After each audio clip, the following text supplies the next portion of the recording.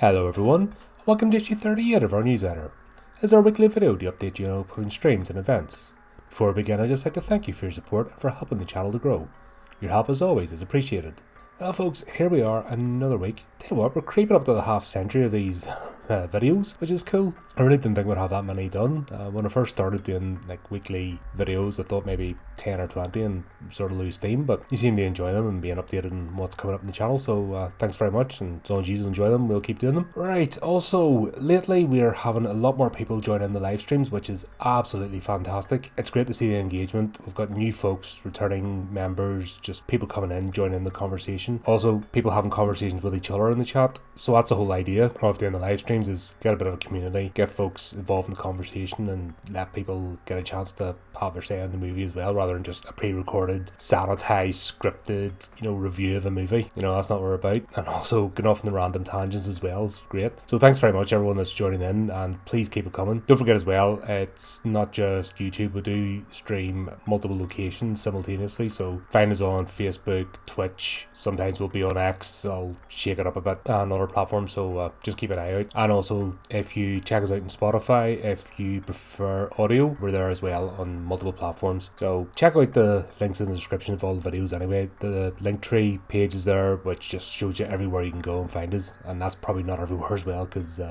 everything just gets farmed out all over the internet. But there you go, that's that. Great to see the engagement, great to see more people coming on board, and just keeps us going and gives us a bit of a boost. Anyway, quite a few streams coming up, so let's get cracking on. Friday the 12th and Saturday the 13th, I will be on Infinite Monkey Tales as we play Shiver Corporate Risers. So as you know, I've been on Brotherhood of the Dice before to play the Shiver game, and I did an unboxing on the channel. It's a lot of fun. It's just old school horror. It's an RPG, just going old school horror stories. Zombies, demons, possessions, you name it. It's all that kind of stuff. The character sheets and the abilities that you can have are interesting as well, and it just adds an extra dimension, so having a lot of fun there. And as I said before, this will be my first time on Infinite Monkey Tales, even though I've been working with the guys for like nearly 2 years now.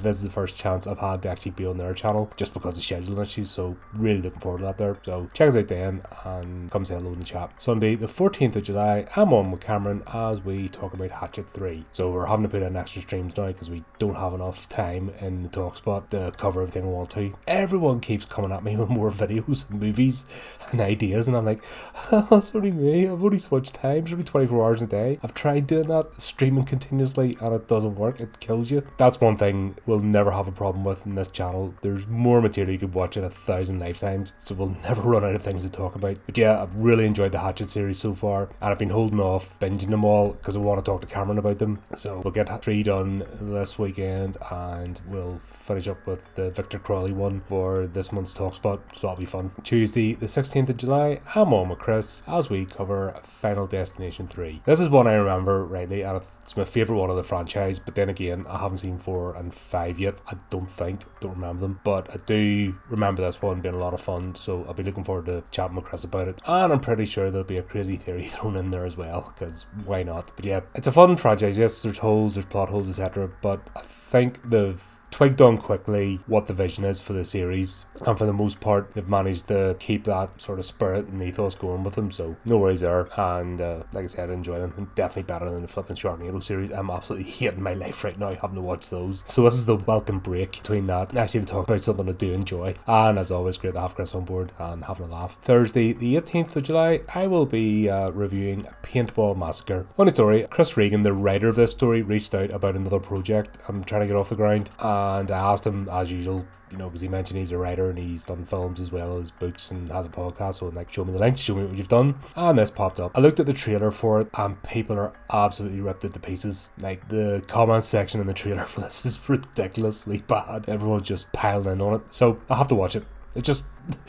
I have to watch it and review it. Hopefully Chris has watched the show enough that he understands where I'm coming from with reviews. I'm not going to hold back. However, there's a lot of people I've worked with who have given bad reviews and good reviews for. I think what people appreciate and why they continue to work with me is because they know I'm honest, and I'm not into clickbaiting or edgelording or shilling or any of that kind of stuff. If I like something, I like something, but more importantly, I'll tell you why. And plus, independent movies, we need more British independent movies. So if you flip and kill people's creative spirit before they even begin, we're never going to get anywhere. I'm with Steve even we're going through classic horror, and British horror was the world, standard. It was the pinnacle of horror, and for some reason we've lost that creative spirit. So I'll be getting into this movie with the mind of, I want to see more British creators. I'm tired of people hiding their lights under a bushel, and no movie, especially independent ones and low funded, aren't going to be perfect. You're not getting Hollywood style production. Well, we don't want that anyway because they've absolutely gone to pot. But you understand where I'm coming from. So I'm going to take the movie as it is. As long as there's good characters and it's a good storyline, I'll be happy. Obviously, if it doesn't have that, I'll point it out. But let's go and see. Friday the 19th of July, I'm on with Flea again as we continue our look at horror anime series. So we're going to be looking at the Dunwich Horror, which is a Japanese stop motion feature on the H.P. Lovecraft story. So yeah, we'll start off with Flea doing Perfect Blue. I absolutely adored that movie. Like, I cannot speak highly enough of that movie. It was really tense and had a tight storyline, and you really did feel the unbending reality of the situation. And I'm looking forward to exploring this genre more because it's not something to cover a lot in the show, and that's why I reached out. And thankfully Flea is a massive anime fan, so he's been set the challenge to dig out all the proper horror ones so we can have a look. So yeah, be fun talking about that. I'm sure there'll be a tangent or two as well because we've kind of cut the groove of that there. It'll be a laugh anyway. Monday the 22nd of July, I'm on with Steve as we continue our look at the Hammer horror series with the two faces of Dr. Jekyll. It's only Christopher Lee in this, not Peter Cushing, so it seems to be like they're taking turns. It's like Christopher Lee appears in the movie, Peter Cushing appears in the movie, Christopher Lee, Peter Cushing, until maybe they're just building us up till they appear together again in the next Dracula movie. Who knows? But I don't remember this one. Now, we've had two stinkers in a row. Let's hope this pulls it back and we'll get a decent movie, because I don't know, I'm concerned now.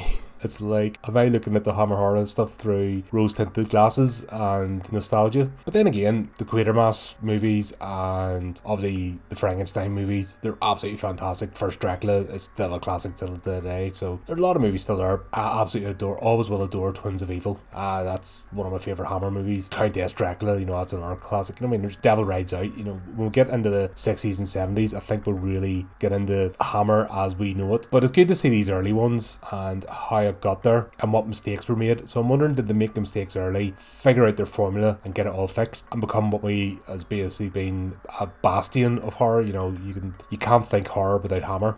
That's just the way it is. So we'll see anyway. As always, pleasure having Steve on, and I'm sure there'll be a few dad jokes. It's coming. Tuesday 23rd of July, I'm back on with Brotherhood of Dice and Infinite Monkey Tales as we continue with the Alien RPG. So this is session 16 of the Dracona Strain trilogy, Destroyer of Worlds, and we're right down to the knuckle. I think we've maybe just one or two left and we're near done. God, we have come close. How we are alive at this point. Well, some of us aren't. We've lost a few characters along the way to get to this point, but the fact that the entire squad is still there, this game really does bring the tense atmosphere of the Alien franchise and what it's like to be in the dark on your own, no support, even as colonial marines against the alien, the xenomorph, and the other iterations of it. Absolutely fantastic, loving this game. It's a bit D&D at the moment. This last bit we've been crawling through tunnels and going to different sections, and it really does feel like a dungeon crawl, except that we're getting to roleplay along the way. So we're playing their characters.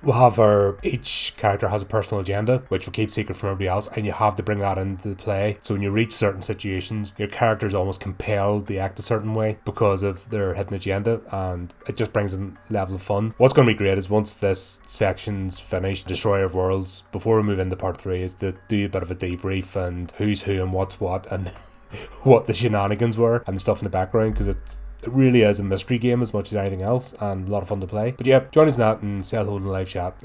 Great fun there. Thursday the 25th of July, I'm on with Dale as we look at Australasian horror with Housebound. We had to put this one back, unfortunately couldn't do it because of life stuff. I've watched it, it's a lot of fun. I'm going to really look forward to talking about this. It's that New Zealand dark humour, like it's proper dark humour, and I love it, and I'm just going to have so much fun. I seem to be really lucky with all these movies lately. New Zealand, I don't know why more people don't know about New Zealand horror, because oh my god, they're really pulling out of the bag, especially the comedy stuff. They've got that right comedy combination of the laughs at the right moment, but being really dark and gruesome without being cheesy. And then when they do bring in the cheesy stuff, it's fun as well. This movie has a lot of twists and turns. I was almost going to complain that it went on a bit too long, because this is nearly 2 hours long. However, we'll get the payoff and it's worth it. So this is one, yes, it could have been tidied up and brought under an hour and a half, but I don't think you really lose anything from it getting into the nearly, I think it's 1 hour 47 or something like that. No, it's nearly 2 hours. But you don't really lose anything because there's enough twists and turns and you get a decent payoff. You don't feel like you've lost out. So looking forward to talking about that one. And as always, great to have Dale, and I'm sure we'll have a laugh as well. And finally, Friday 26th of July, I'm on with the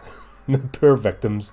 That's the only way I can describe it now. My friends, I'm sure they don't call me a friend after some of the movies I've made them watch, but obviously Mark, Flea, Phil, and anyone else from Brotherhood of Dice and Over the Monkey Tales that wants to join in, we're going to be covering Alien Covenant. Yes, I don't know what to tell you, folks. This is a god-awful movie. There's just no redeeming qualities in it whatsoever. It'll be really interesting to see who's going to defend this one. Say it's a good movie.